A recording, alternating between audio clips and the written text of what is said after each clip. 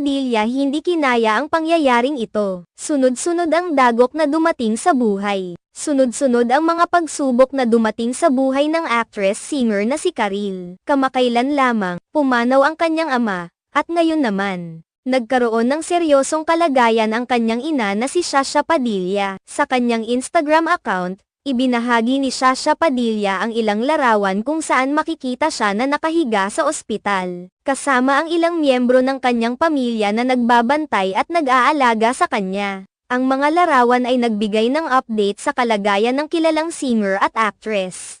Ayon kay Sasha Padilla, sumailalim siya sa operasyon dahil sa isang kondisyon na tinatawag niyang megaureter. Ito ay isang congenital na kondisyon na mula pa sa kanyang kapanganakan. Ang megaureter ay isang kondisyon kung saan ang ureter, ang tubo na nagdadala ng ihi mula sa bato patungo sa pantog, ay mas malaki